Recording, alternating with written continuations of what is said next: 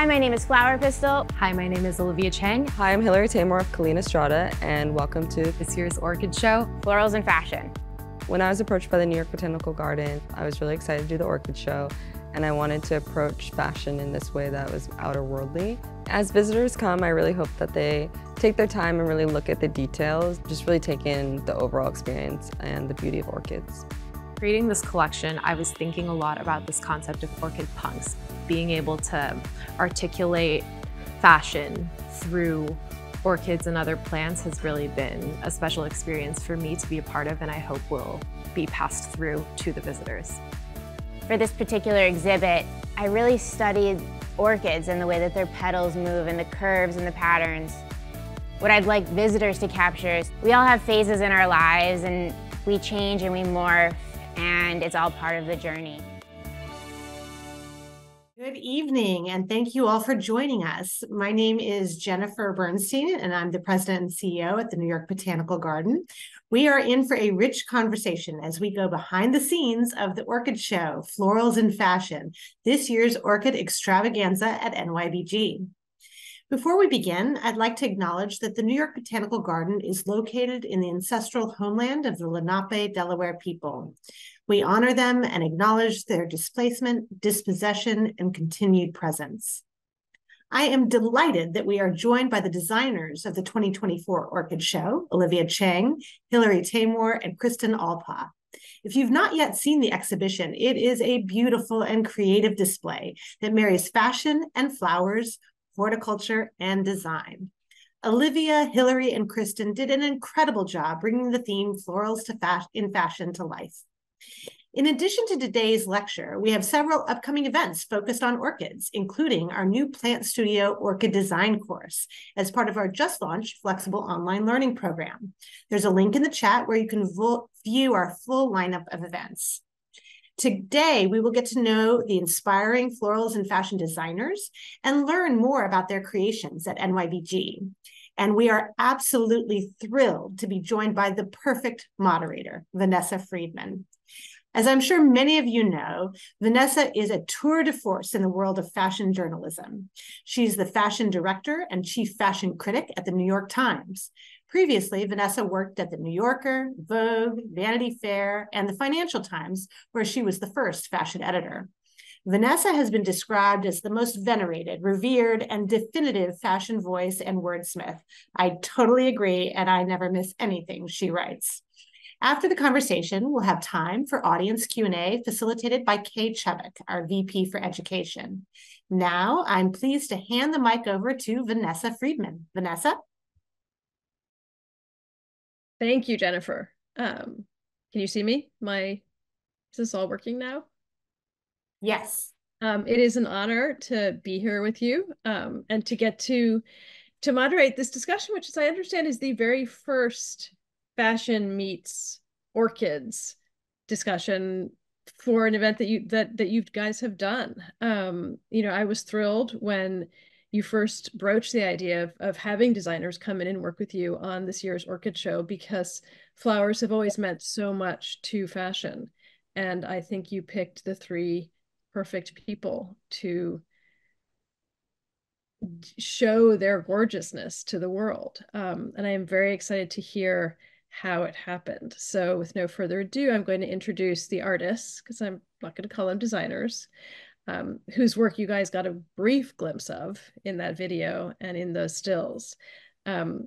First, Olivia Cheng, the founder of Dauphinette, a New York-based brand that she started in 2018, and where she has made incredible pieces with discarded flowers, food, fabrics, whatever she has found. Her work was in the Metropolitan Museum of Art's most recent show on American fashion, as was that of Taymour, who's also here, the founder of Collina Strada, also a New York-based brand that she started back in like 2009, when really no one in fashion was thinking about the importance of sustainability and working with the natural world. And she was a pioneer in that space and continues to be.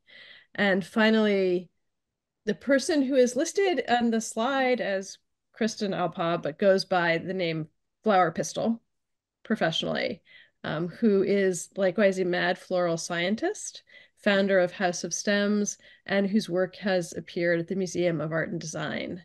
Guys, it is a delight to talk to you about this incredible project.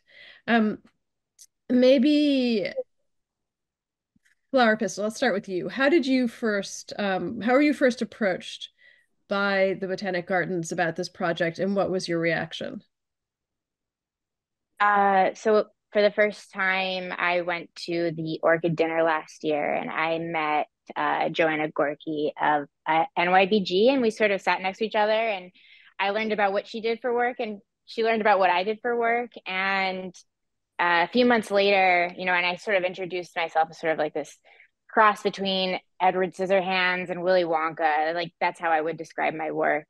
And I guess, you know, a few months later, they had decided that the theme was florals and fashion. And I do have experience in creating fashionable garments. I do, you know, I have done several music videos for like Katy Perry, SZA, Doja Cat. Um, and they invited me to do it. So I kind of didn't really totally understand what I was getting myself into at first. You know, I work with cut flowers. So this planted aspect was going to be definitely an interesting spin on how I showcase my work, and it led to a lot of interesting developments and lessons, and you know, a beautiful outcome. But that's sort of how I was first approached. Did you have any idea what you were in for when it was first broached? I had an idea, but I've come to call this project like my personal Everest because of the sheer number of hours I've spent working on it, and just sort of like the mental, physical walls I pushed through to finish the exhibit. But yeah, no, I had no idea. I'm used to working on things in the moment with artists. Like I go into their trailers, I will glue flowers on them in light, like just sort of as it goes, and like then they go right to set. So this was a different approach where there's a lot of preparation involved, and it had to be up for 8 weeks. Then I introduced resin into my work, which Olivia also works with. Okay, so Hillary, what about you? Were you approached about this, and what was your reaction at first? I was approached to it by they really wanted to create a version of these living plants and just make it like fashionable. So my whole thought process was how to make a dress out of flowers, and that's kind of what they were pitching me. So I really just was trying to steer away from all the Netflix shows where you're like, you have 50 minutes to make this dress out of 8 roses or something. And I really just wanted to create art pieces that stood by themselves in a way where they could also be changed out. So we really worked very intensely on the mannequins, and that was kind of my sole focus on the project. And I wanted them to be very otherworldly, and so we created these very AI creature like anamorph Collina mannequins that I think came out great. And that kind of was the base of how we went to with the clothing elements of the potted flowers. And was it also an Everest for you? I mean, I do Everest every day. It's life in fashion, right? Yeah. Olivia, how was this broached to you, and what was your original reaction? Well, it was brought up to me over email. Um, and I I mean, I've of course heard of the Orchid show, seen the Orchid show, and know of it as this kind of recreational undertaking that absorbs New York in the spring, and everybody goes there for their dates and whatnot. And I had never thought of it as like a place where I might be able to create things and kind of integrate into that. And I've worked a lot with florals in the past and in my present work, but dead flowers. I only work with dead flowers and dead things. And so to be afforded this opportunity, I mean, I was more excited than anything to be able to learn about live plant material. I think that's part of what makes this job so exciting, is that there's kind of like this eternal plethora of ways to learn and things you never thought that you would get to learn about, like making clothes. And so I think that I yeah, I mean, from the jump, I was really, really excited about the opportunity to integrate my my work, which has always kind of been about prolonging the life of something, I guess the appreciation time span of something, um, but doing that in a way that is actually more integrated into like horticulture rather than preservation in like an aftercare type of way. So were you actually a plant person to begin with or not? I like really can't keep things alive. I really want to be, but honestly, like when I went for the installation, the very nice team, they gifted me a plant because I really liked it because it looked like it just looked like a bowl cut and it died so fast. I felt awful. I felt so bad, but I'm learning. I did learn some things like not every plant that looks like a ponytail palm is easy to care for like a ponytail palm. Right, and Hillary, did you have a like pre-existing relationship with orchids before all this happened? So, strangely enough, Collina Strada is very much a sustainable brand. So we always think of every event and every space, we think of what we can do to make it sure that we're not being wasteful with the event. And so orchids are kind of in my rider as potted plants that go in the middle of any dinner we will have or any event so that either the guests can take them home or we have them all over the studio. They all have names. So we just like that's always been part of the brand ethos, strangely enough. So when they said orchids, I was like, oh, finally. And what Flower Pistil, what about you? Do you often work with orchids or not?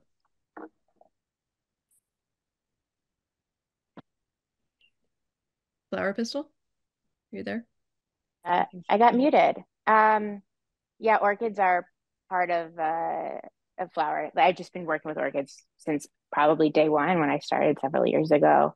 I just love the shape of them and the color range and the variety, and they're all different. And they last a really long time. So yeah, I use them all the time. I actually use them in like weekly installations. I will pull the pot off, strip all the moss off the bottom, and actually wire the plant to like an installation, and it will be good for a whole week, and it won't die. And we can reuse the plants as well once they're done flowering. We can regrow them. And what do you think orchids represent in the popular imagination? How do most people relate to them who don't have the same kind of understanding of flowers that you do? That's a great question. I think it's hard to speak to what other people feel about orchids. I think orchids have an elegance to them that, they're special and they're very, sort of elite flowers. They tend to be pretty pricey. And depending on how rare they are, they can get very expensive, like the Cattleya orchid, which I made headphones with on one of my pieces. It can go for $100 a stem cut. Okay, and Olivia, what about you? What do orchids represent to you as kind of concepts? I think ubiquitous fascination. I mean, I find it like hard to imagine that anybody, regardless of like their interest in flora and just like even pretty objects, wouldn't be fascinated. I think it's similar to the like sartorial fascination and obsession with anthuriums, this like very phallic and like just humanistic looking plant. I think people really crave that because it makes them wonder more about themselves as well. Hillary, do you agree? Do you have a kind Yeah, of I mean, I think orchids are very enchanted and magical. I mean, imagine like walking through Central Park and seeing an orchid blooming. I don't think that would ever happen, but that's why they're amazing. do you have a favorite orchid? Yeah, I like the bat orchid and I like the one that looks like the monkeys. They look like monkeys. I forget what What are they're they? called. Do you know what they're called? Anyone know what Someone they're called? from NYBG definitely does. No, but actually, the bat orchid is actually not technically an orchid. It's a taka flower from the taka family, which is interesting. Yeah, but it's colloquially known as an orchid. So What's the Taka family? it's just a group of plants. It's just like the Latin term. It's like the scientific. You could there's so many different types of plants that I like. I wish I was an encyclopedia, but Okay. Wait, the Before orchid this, is called YEJAOGAL, Yagal, garden monkey face orchid. wow. Oh, There's an incredible number of orchid species in the world, right? Does anyone know how many there are? How many different ones there are? There are thousands, Yeah. thousands and thousands, actually. I don't know the exact number, but it's a lot. What's the one thing that surprised you most about working with orchids in this project?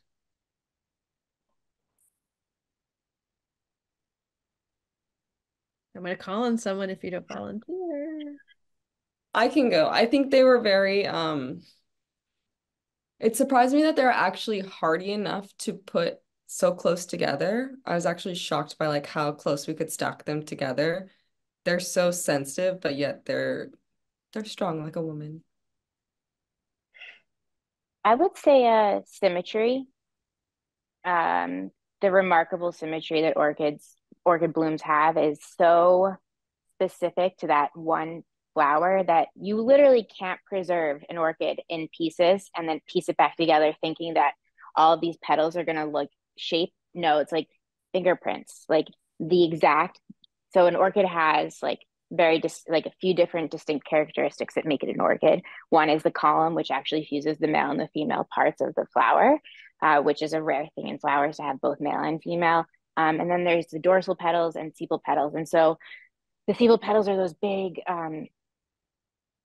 no, those are the dorsals. Sorry. Sepals are like the ones with three. But anyway, the dorsals, like everything has to be, it's so perfectly symmetrical. It's unique to that flower. You can't take it apart, preserve it, and press it, and then assemble it back together with like ones that like look the same. It will not look the same. You have to use exactly the same pieces of that flower for it to like remain, like for its integrity to remain.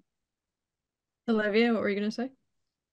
oh, I mean, I think the resilience of the flower is fascinating.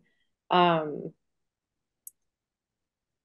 I wish I had more like specific plant knowledge to back up my observation, but um, I mean, I think that when you're actually on site and interacting with the plants and like trying to support the staff as they are turning your drawings into the real thing, it's really crazy to see like something that is so articulate and beautiful. It feels it feels like wrong almost that it should be so like Hillary was saying, hardy and like tenacious as well. So when you guys started, were you given any restrictions or any instructions, or were you allowed to really do whatever you wanted? Olivia? um I think it was, I mean, I think it was like very basic. They were like make 5 looks and that was essentially it. And I think there was this, it was almost the opposite of restriction. I mean, there was the number of looks that you're supposed to make, and within that, they were saying, we have plant knowledge. We have, I think so much of fashion ends up being like cut down by logistics. They were like, we have all of the logistics and the support and the manpower that you could need to create anything you want. Like, just draw it and go do it and we'll make it happen. So I think it was kind of like very dreamlike and fascinating in that way. And So how did yeah, you guys decide what to do? And like Hillary, how did you decide what those 5 looks would be and what colors you were going to use and which brand of orchids you were going to use? So my drawings were completely different from what came out. And that was such a huge learning experience because basically what I was asking to do is not physically possible, which is usually what happens when I give someone anything. That's Wait, my what were you asking to do? well, there was the horse mannequin was supposed to be very light and flowy and be draping down kind of against gravity in a way, if you will. So there was things that it was supposed to be much lighter, and then it turned out to this heavier piece, which also is super beautiful. So there was a lot of give and take and a lot of back and forth between what plants could create the look that we're going after and what couldn't work. So like, and also like the big gown was supposed to be completely different colors, but we're just using what we had available. So I mean, they still came out super beautiful. It was just a lot of back and forth of what was possible and what wasn't possible. But I always, whenever I get a project, I'm like, I always shoot for the stars. And if I get a cloud, I'm okay. And flower pistil for you, I mean, I assume, given your understanding, your knowledge of flowers, like you might have been less surprised about what came out or not? Yeah, I would say I wasn't surprised. I worked like very closely with the team at NYBG, constantly checking in, like dozens of hours, exchanging sketches, putting models together, checking in on progress. That um, I knew exactly what I was walking into because of the preparation that I made. Yeah. So what was your idea for this? What was your, your dream of what your pieces were going to look like? Thanks for asking that. I think, my work as an artist, a lot of my inspiration is personal. And I'm originally from the East Coast, born and raised in New Jersey, and coming back to the East Coast to show off like my talents to share that with sort of like my home area was really nice. And I wanted to just pay like homage to that space and time in my life with various bits and pieces of my childhood, like, in a way that I can pick the colors that I move forward with as I'm not a child anymore. So this was sort of my tribute to all of those gifts that I experienced as a child that created the woman that I am today. And it was just a beautiful experience for me, journey wise, like personally, and to be able to share that in a way that others have, reacted so positively. So It's been very heartwarming. Translate that for me when you say like your the gifts that you're given. Like, can you like describe a specific design that you created and what that reference was for you? Sure. One of my favorite pieces, and it was actually the most complex for me to create, was this patchwork puffer that I have in there. And it's sort of the inspiration behind it was a stained glass window that I had in one of the homes that I spent time in when I was younger. We used to wait for the bus. And so it has a stained glass impact. And then also a patchwork was from my grandmother's quilts that I always found very comforting. And so that's why you have a very uneven edges. Things are sort of, the patterns are mixed up. And then like the memory board of a computer. So that's why you'll see all those mosaic squares. It's sort of like a catalog of memories uh, in that piece. That's just one of them. Hey, Olivia, maybe talk us through a couple of your designs also and what you were hoping to achieve and what you were thinking about. Absolutely. I think I just had this idea in my mind of the orchid punks. I wanted them to be these like disruptive, like rebellious little people. And I think it's very easy to come. Clearly, I am a little bit like lost and entrenched and just like unable to fathom how just pretty the orchids are.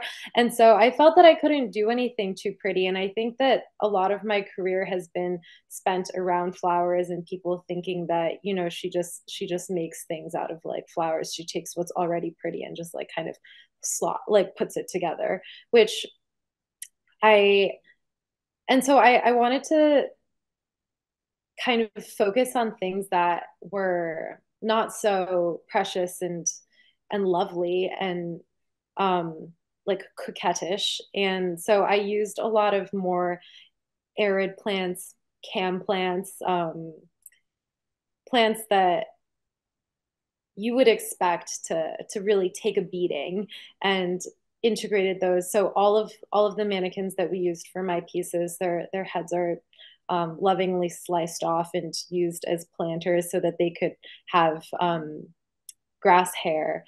And we were using like succulents and tillandsia and kind of wrapping the plants so that they could be like buns in the hair.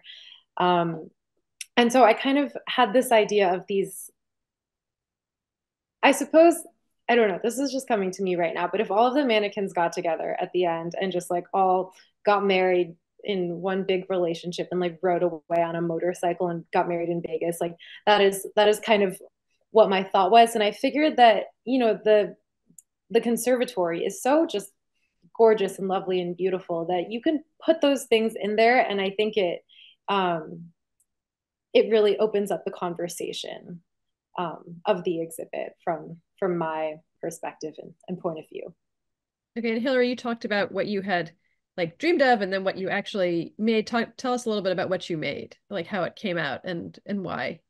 Yeah, I mean, so Collina Strada is deeply rooted in flora and fauna energy throughout the beginning. So nature is my biggest inspiration. So when I was approached to do this, I think creating anything, the whole test, I guess, was to create and make it as biodegradable as possible. So everything in there is a natural fiber and can go back to the garden if you would. That was really my number one most important thing to approach the exhibit with, because I think the sustainability element is just the only thing we should be doing at this point, and I continue to push it as much as I can. But I think we created these, my favorite piece is this little pink alien, I forget her name. Each of the pieces have their own names. One is like Holly, Jasmine. Anyways, this pink alien has the big dress, and I think she came out the most beautiful because we were able to like stack all the orchids, like I was saying, very closely together to create this really full gown in a way that almost seems like impossible, but it's very Rose Bowl parade in an orchid theme. Do you have any idea how many orchids are in the dress? I have no idea. I would love to know. All right, so tell me a little bit about the difference between working with flowers and working with fabric. Well, there's so many. Flowers are in soil and fabric is stitched together on a machine. I think it's more of a 3D approach versus a 2D approach when you think about it. And I think creating it in a space where you know the end result and you know that's going to be outside, not outside, but outside, and how it can live in the world is such a different way to think about a garment, whether it's flower or fabric. And so we're able to create, I think, pretty amazing pieces with it all being made out of living plant material that are going to last for 8 weeks, which for me is like baffling. But yeah, I think it's really, we should all be very proud of that work because I think it's very special. And Olivia, what was the biggest difference for you? I mean, to be honest, I found a lot of similarities because so much of what I do now specifically for, I mean, no, kind of for everything is less about what, like, I think that the end result that I have in mind is always open-ended. And I think that happens when you work a lot with materials that you just like find around. And I think with plants, like you can be very dedicated to your pursuit of a specific flower of a specific medium. But in the end, like what grows grows. And the same with upcycling is, you know, what you find is what you find. And I feel that in that sense, it was very much the same. In terms of archival and care, vastly different. And Flower Pistol, talk to me a little bit about, because clearly, I mean, flowers are your fabric. You know, what is it like to use them as clothing or to create clothing versus to create some of the other pieces that you've done? I think of human bodies as vessels of lots of things, including like creative ideas, like this notion that like the ancient Greeks thought of genius as like an idea. But I think, and it sort of strikes you and you have to be open to it. And if you don't take advantage of it while it's with you, then like it will pass on and go to someone else. So as far as like vessels, human beings, like I use vessels that are ceramic and I use, you know, humans as vessels to express my work, a lot of architecturally like strong work, a lot of angles. So yeah, I think for me, it's just a different type of canvas. Okay, so Warmer though. You talked about this as your Everest. What was the absolute hardest part of it? Hardest, most frustrating, whatever you want to, however you want to qualify it.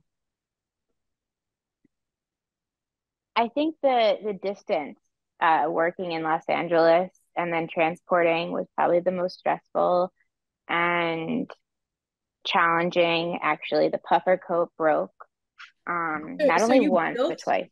you built everything at your studio in Los Angeles and then trucked it to Brooklyn? It was transported in pallets. Yeah. Wow. Yeah. You know, yeah, so it was disheartening when things broke. Unfortunately, life happens, and florists are really good on the fly. It's part of, like, for me, one of the perks of the job is like constant creative brainstorming and, you know, trying new things. So, when I had to reassemble it, and the coat took a different direction once I was at NYBG, putting it back together. It still had the same spirit, but it was slightly different. And, that is life. You kind of have to go with it. This is like an opportunity to just go creative brain solve things, like brainstorm. Yeah. Hillary, what was the hardest part for you? I think I really am very hands-on when it comes to a project, and we were making these mannequins with different fabricators, and I like to be in touch with the fabricator every single day and be like, how's this going? So I can problem solve in the moment, and I didn't have that capability, and so that was really frustrating for me because I like am way too much involved with things, but ultimately they came out great, so I have nothing to complain about. Olivia, what about you?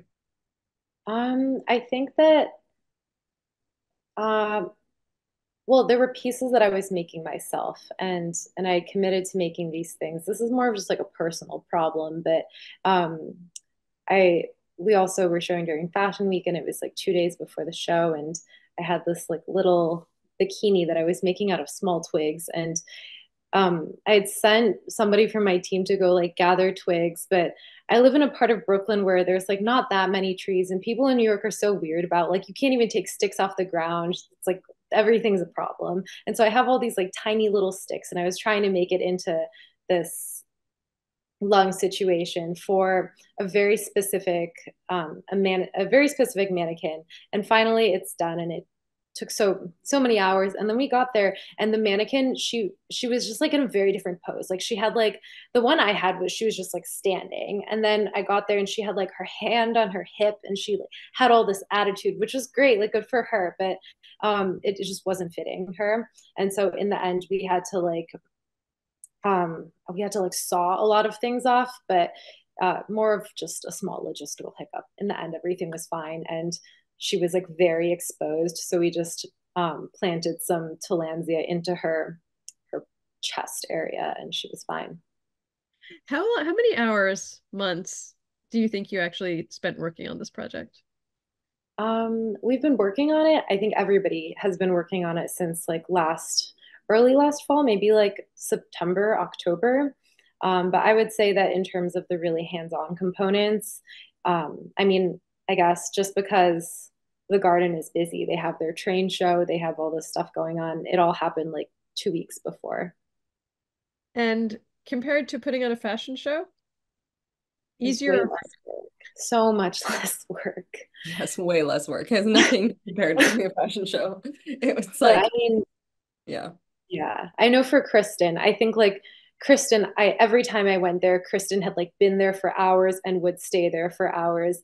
And I was like, but I have the show, I gotta go. But I think Kristen, you really like spent so much time. So I know for you it's probably different. A little This is Kristen's different. Thanks. version of a fashion show. Yeah, well, I think, my exhibit is a little bit different from the other two. And I was there from, basically before they opened to after they closed for a constant 2 weeks from when I flew in there, working with the staff every day, getting to know everyone. It was really a great experience. It was exhausting, but it was great. And I had a little tent outside that I could use my rotary tool to like polish the resin and cut things because, like Olivia had the same similar challenges with, the mannequins were slightly different. We actually like move some of the arms around that I had in my exhibit because the arms weren't going with the resin because it was like, static. This resin is static. So anyway, yeah, it was a lot of work. Just the preparation of all the materials, even pressing orchids, preserving them in silica sand can take weeks. Then you have to hand paint all of the petals with a resin because they're so delicate, they can't be dipped. It's, the boots that I have, the thigh-high boots, they have hundreds of orchids in there, and those are all individually hand painted in resin. So yeah, it's like thousands of hours for me. Okay, so talk me through the technique that you were using and why you needed to do it. When I have these ideas, this mad scientist mind of mine, I think first of the end point, and then I walk backwards. So in order to get to this vision I had in my mind, I was like, well, I have to do this. So I have to figure out how to do this.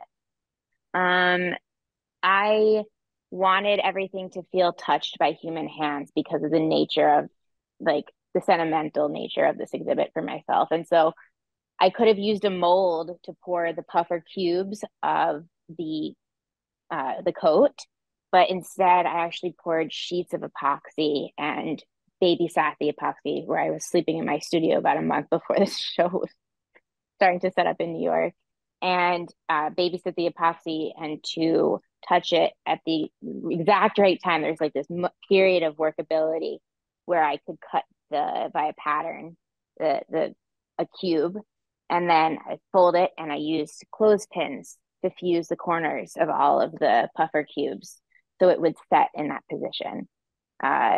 So yeah, epoxy was, resin is a whole different beast. Epoxy is messy. You have to a respirator. But the technique is fun and I'm continuing to explore it as I move into some new work. Hillary, did you invent any new techniques for this particular event?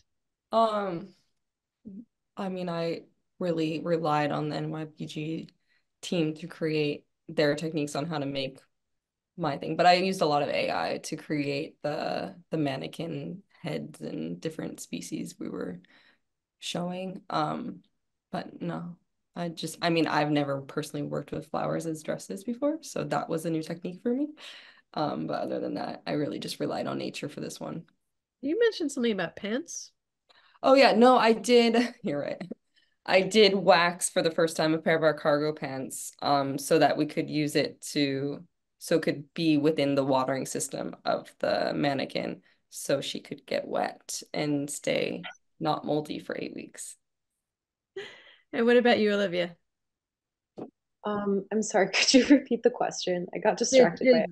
Did doing this force you to come up with any kind of new approaches to design or technical specifications for how your work, would look really in order to live? Is it bad if the answer is no? No. I think so much of my thinking is centered around here's something that's like about to fall apart. What can I do to keep that from happening? But also the thing I use to keep it from falling apart can't be something that is like toxic and damaging. And so it lends itself well. I guess I was doing things for my like main collection and then doing things for this side by side and using so many of the same materials, and it ended up being very symbiotic. I think I was obviously like trying to accomplish two very different things, but with kind of the same mindset of making the most of doing the most with what we already have. So tell me about those materials that went back and forth that you used, both at the NYBG and also in your own collection. I'll use anything, like actually anything so these like small sticks that I was collecting, it was not enough. The sticks were not cutting it. And I had bought some eucalyptus like 4 years ago just from the grocery store. And then I had just tied it up somewhere. And so I ended up using that and in order to kind of like create the structure, because the leaves are so like flat and powdery and like thick enough that it allowed, like they kind of went like this, and it was able to kind of like create almost like a structure that was more feasible for turning little twigs into like essentially like a swim top and bottoms, or some lingerie-esque thing of that nature. And so much of this was like done in like, I don't want to say this in a way that makes it seem like I didn't, put 100% into it, but just I spent so much time at home the past like 6 months working. And so it was like things I found around my apartment, like so many things I was like, well, I haven't used this in a while. So I'll cut it up and I'll put it in here as well. And so I think it's just this like collage of the home and collage of the heart. I feel like as people who, work in fashion or art or whatever, we like to live amongst things that feel, close and representative, of us and of our work. And so I think that it was very circular for me in that sense of usually I bring like the outside inside, and this time I guess I brought the inside outside. Okay, so what of the techniques that you learned or the experiences you had making the work for this show will you bring back to the work you do for your own collection? I think that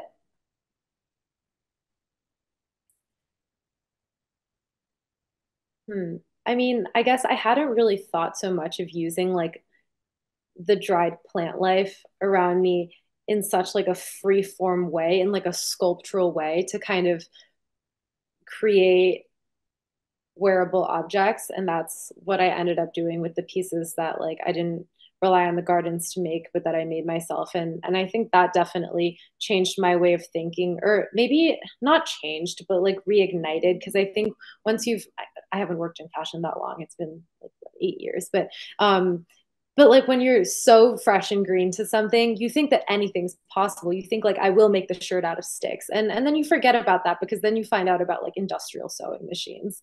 But I kind of now I'm thinking again, maybe I'll just make the shirt out of sticks. Hey, Flower Pistol, I mean, you talked about, the techniques you developed to make your work for the show and the fact that you're going to keep using them in your other work now. Are there other aspects of your work in the show that you think is going to inform what you do going forward? Absolutely. We are products of like our experiences, and having ventured into this world of resin where I allowed myself, and I love Olivia's actually mentioned this sort of like playfulness in her work, that like, the sticks versus industrial sewing machines. And for me, it's like, really embrace that inner child and explore and be okay to fail. And that there's definitely been a lot of failures under this roof here. And I've learned a lot as well, which is sort of how I've come up with these techniques. And I'm like really, really excited to continue sharing, what my inner child loves to do through sculptures. And so I have been actually, my staff always encourages me to like tear down all of my dried things, but I'm like, guys, I have a purpose for it. And now with this resin experience, it's not so scary anymore. And I'm actually surrounded by 1, 2, 3 sculptures right now that are all in progress. And I'm just really excited to spend time in that space where, my work won't die. To this point of sustainability, the work won't die in a week. Usually my work, I spend like a whole day working on it at least, but you can't because living flowers have a shelf life. So you have to get it to your client as soon as possible so they can experience it. And, it's like opening up a whole new world of exploration in terms of botanical sculpture. So I'm like super excited to finish these pieces and share. And Hillary, what about you? Are there sort of learnings that you're going to take back to your actual collection? Well, funnily enough, I really have always wanted to bring like live living plant life onto the runway. I know Luede has done it before. I was experimenting with mushrooms a few seasons ago with another partner, but it kind of had to be put on hold.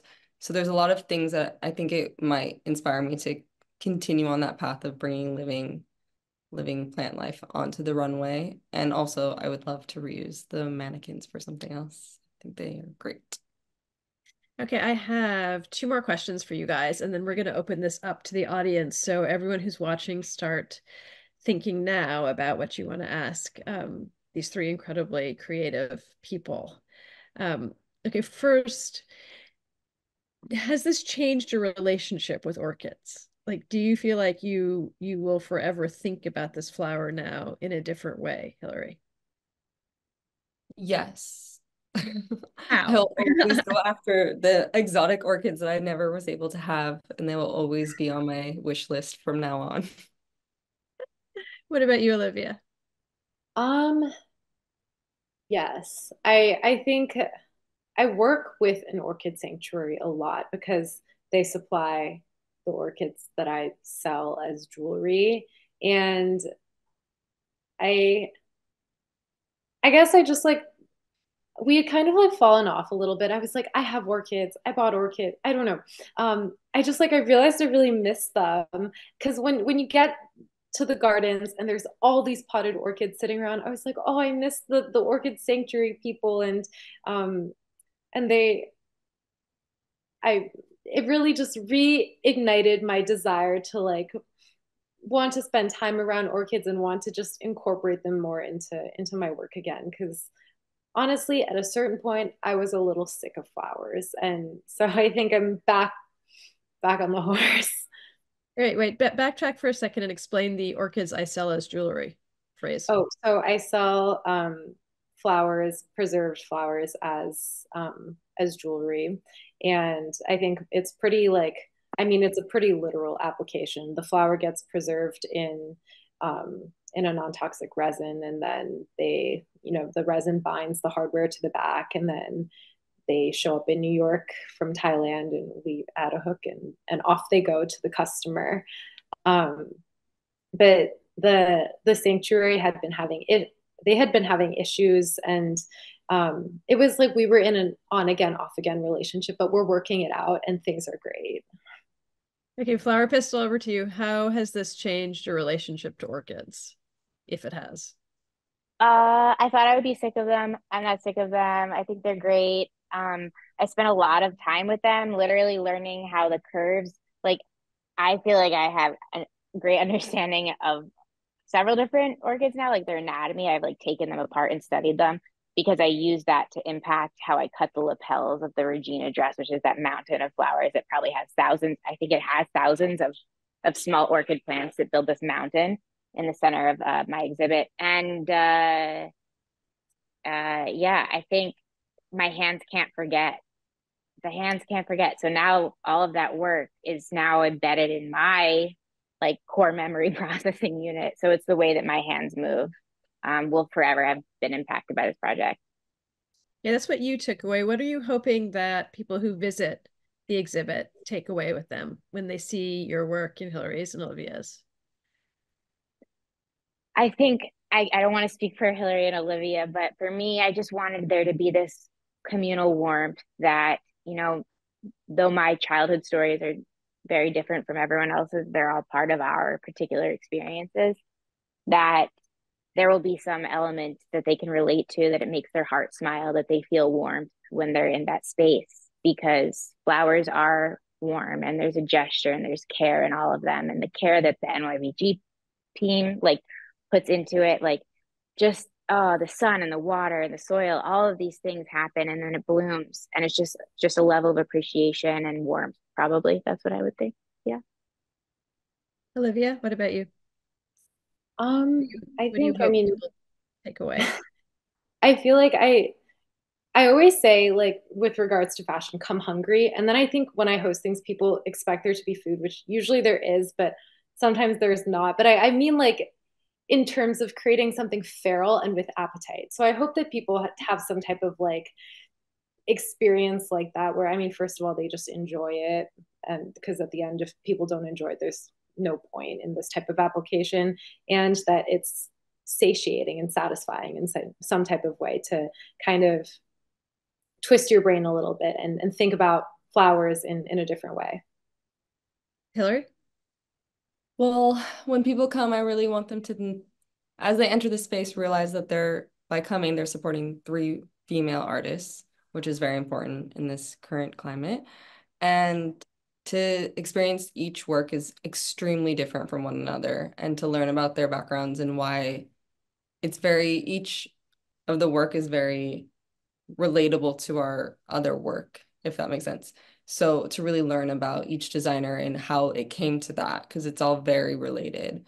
And I think, to be able to experience different versions of different human brains is really important. And to see how we all got the same brief, but they're so vastly different, which is really interesting, I think, how people can take things and play with it so differently in their own minds, and to just really see the work involved that went through. I mean, like Kristen's work is amazing, and she took so long. Like it was like her Everest essentially, and like where, some of us relied more on horticulturist team, but like it was such a learning process. And I think to really see how it came together and try to learn that journey is really beautiful. I mean, I've got to say, for me, even just looking at the videos and the stills of your guys' work, it made me think about the possibilities of flowers, and in particular this flower, in a completely different way. I'm, as a kind of observer, just used to seeing them as discrete plants, right? That sometimes are like in a florist, or sometimes it's like in a designer's showroom, but they're kind of objects unto themselves. And the idea that they're ingredients in a different act of creation, I think, just completely changes your perspective and kind of understanding of how this material actually can be used. So, I'm really grateful for all of you having sort of opened my eyes to this. And I hope everyone who's listening, if you haven't seen it, go see it, as soon as you can, because it is really incredible. And also, I understand it might change a little bit over the next couple of weeks. Is that right? Do any of you guys want to say something about that? Yeah, I guess what I was told when I went to view it is it's because they have to swap out some of the plants, as they can't stay there for 8 weeks essentially.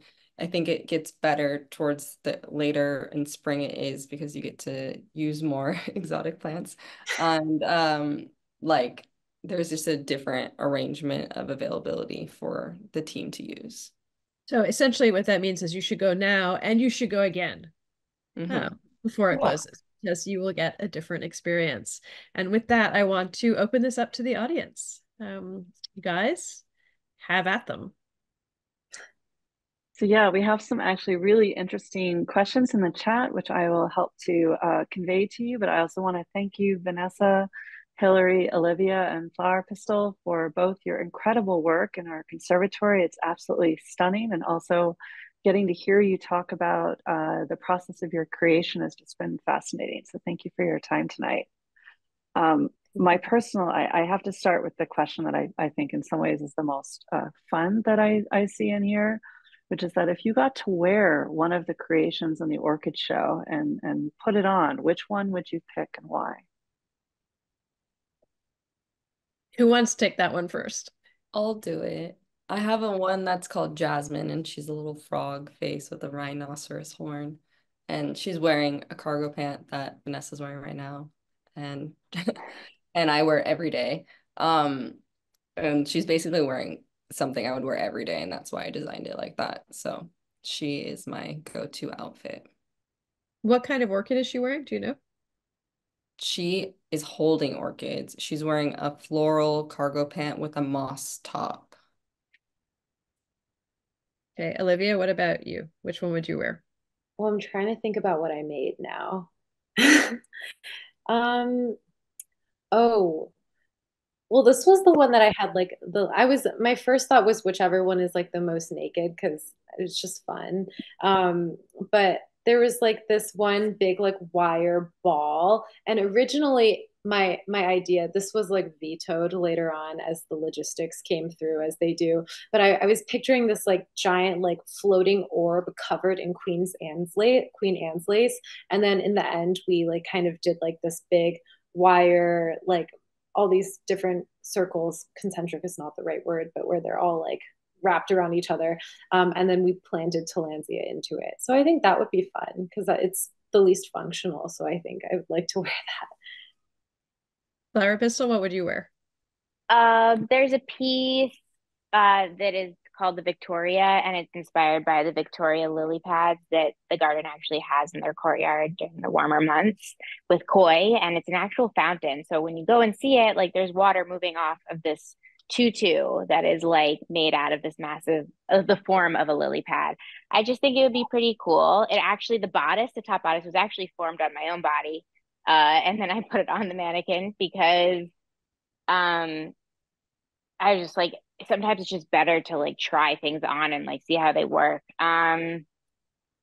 Yeah. Oh, and I just think it'd be pretty fun. Like water is it is a comforting element for me when I'm like really stumped creatively. I go sit in a shower or water at some point. It helps me think through my concepts. So having water around me at all times if I'm wearing this outfit would be probably pretty comforting. So yeah. Those are very interesting answers. So thank you. Hillary, I think in some ways this one might be for you, but I want to make sure it's opened up to the others as well. There are a few questions about mannequins. And right before we started, you were showing those of us who were on the right before we began the what it looked like underneath your flowers. So if you could talk a little bit about mannequins and watering to get to Flower Crystal's point about watering. Yeah, I can kind of show the audience maybe if they can see. So like this is kind of the beginning structure of some of them. So they have these cages built into them so you could place the plants and the watering system within it. So they have basically irrigation around to create the structures. And so they can be watered daily and they can be held in place. Each individual potted plant could be held in place, which I thought was very interesting how we were able to create these forms to then display. And so they were all uniquely created based off of the garments that we were making for them. Hillary, I have a question. Yeah. Are you going to keep the mannequins and what are you going to do with them? If I'm allowed to. You can keep them, I'm pretty sure. Oh wait, no, I shouldn't speak for the gardens, but I think you can keep them. I'm like 80% sure. Okay, well, Olivia has my for that one. If I were to have them in my imaginary dream space worlds, I would keep them and I would display them. I would probably do another show with them in a way, or be able to incorporate them in another runway show or some type of event in a way that we could showcase them. And I would continue to showcase them because I think they're great, or put them in like a pop-up shop or an installation. You know, they could go to Korea for my next installation. Who knows? Oh, that'd be so cool. Yeah, you should try to keep them because they're gorgeous. So another audience question that we have is about the collaboration with the horticulturalist at NYBG and if our team made suggestions as to other flowers and plants like the succulents that you've used in your pieces. Yeah, our team was great. I mean, tillandsias, my piece, the Regina didn't have tillandsias in there at first. And then I really loved them. Someone had suggested that I explore them and they were like there and they were, you know, in a bin and I was like, yeah, let's do it. And they turned out to be these tiny little like sparks off the Regina. It just reminds me of like brainstorming. So the tillandsias ended up everywhere. I think that's the common thread. Like everywhere you look, I know it's the orchid show, but like the tillandsias are everywhere. Everybody has tillandsias all over their stuff. They're easy. They're air plants. They like just need a little mist. They're so happy, like self-sufficient. Like you can put them anywhere. They're not bulky. I killed one. How? Well, I bought them at the grocery store and they came as fridge magnets. And I didn't think to water my fridge magnets. So then they still look the same, but they're just like extra aired now. Crispy. They're fried. I think the way we approached it was quite literal with them. I worked with the team so closely in a way where I was like, what can we make? What flowers we can make with this top, essentially. So they were very impactful in the decision making of what we were able to use and what could live, survive, and what we could shape in order to make something similar to the sketch. So it was very much hands-on team from NYBG. Sounds great. Yeah, and I think given that succulents don't need as much water, that probably also helps with the choice of that particular plant, which the audience member had asked about. We also have some questions around, has this opened up a door for you to work with other museums and projects because of these exhibitions? And a request for advice on collaborating if you're an artist and you want to collaborate with fashion designers, which are sort of similar types of questions. I mean, for me, everyone, you just email, go after your dreams, go big. We get emails every day asking to collaborate or asking, to work with each other. So I think, if you have in your own version of what you want to say in this world, you can approach people you want to work with in any way. And, people answer their emails. So if you can find the right email on the internet, you might get a response and you might be able to get a great opportunity. Yeah, I mean, I think kind of building off of that, I I love to say like I will reject your rejection. Um, I think that in terms of working with museums, it's really interesting that I think museums and organizations like the botanical gardens have really, especially I think recently, because I don't know that it was always like this, have really become really open-minded to the idea of working with like, first of all, living and emerging and smaller designers, artists, people that make things and create concepts. And so I think that just in terms of like the timeliness, it's been a really good time to work with larger institutions or kind of more like esteemed historic institutions. But yeah, I mean, everybody's just an email away if you try hard enough.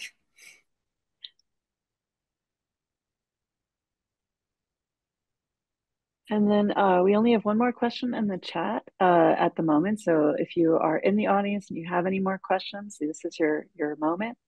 But Vanessa, this one is for you. I told you you get at least one. So how has it been reporting this exhibit as a fashion show as well as a floral show? Eye-opening.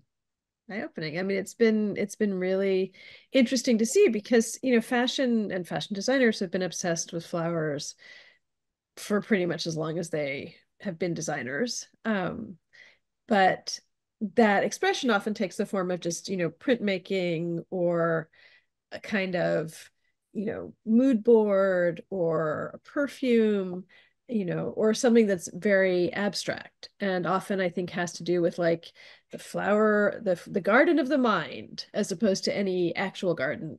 And so watching, designers whose careers I followed for a long time take their skills and apply them to actual flowers and work with actual flowers has been fascinating to see. And, I think, like I said before, it's just been exciting to see how creative people treat different materials because really, creativity in one sphere does translate to creativity in another sphere. And I give NYBG huge, credit for being brave enough to reach out to designers and artists who, aren't necessarily flower experts, and help them open their eyes. Yeah, it's really exciting. And that did help prompt a whole bunch of other questions in the chat. So thank you so much for that. There's a question about the Orchid Nights, and if you thought about your creations and different types of lighting, different times of day, and the shifting natural light in the conservatory, if that fed into the way that you thought about your creations. Well, so of course, when we were actually building out the installation, I went during the day, during work hours.